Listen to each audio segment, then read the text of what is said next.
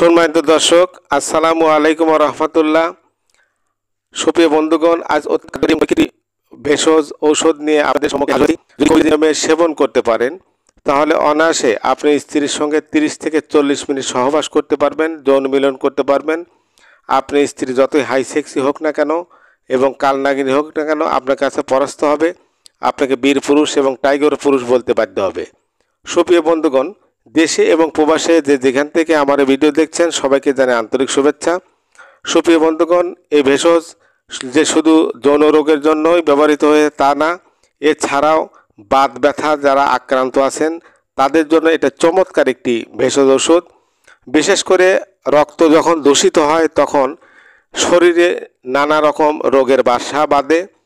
তাই রক্ত পরিশুদ্ধ হলেই দেহ ভালো থাকে এবং শরীর মন দুটিই ভালো থাকে। সুপ্রিয় বন্ধুগণ, আমি এখনই জানিয়ে দেব এই ভেষজটির পরিচয়। তো সুপ্রিয় বন্ধুগণ, স্ক্রিনে যে ভেষজটি দেখতে পাচ্ছেন এটা মূলত ভ্যারেলা নামে পরিচিত। গ্রাম অঞ্চলে এটাকে বাউনচলনার নামে ডেকে থাকে। এই ভেষজটি আপনারা খুব সুন্দরভাবে চিনে রাখেন যাতে কালেকশন করা আপনাদের জন্য সহজ হয়ে থাকে।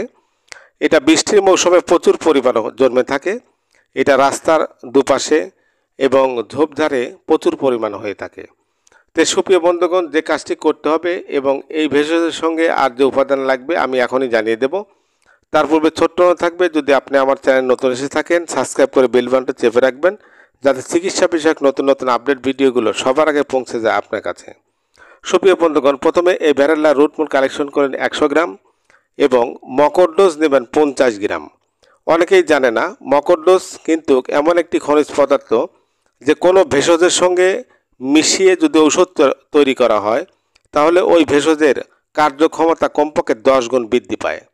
সুপ্রিয় বন্ধুগণ, এবার এই দুটোকে শিলপাটায় মিহি করে বেটে নিতে হবে এবং 30টা বটিকা তৈরি করে প্রতিদিন সকালে যদি একটি করে বটিকা 1 গ্লাস ঠান্ডা পানি সহ সেবন করতে পারেন টানা 1 মাস, তাহলে আপনার যৌন সক্ষমতা আপনার নিজের চোখেই আপনি দেখতে পাবেন।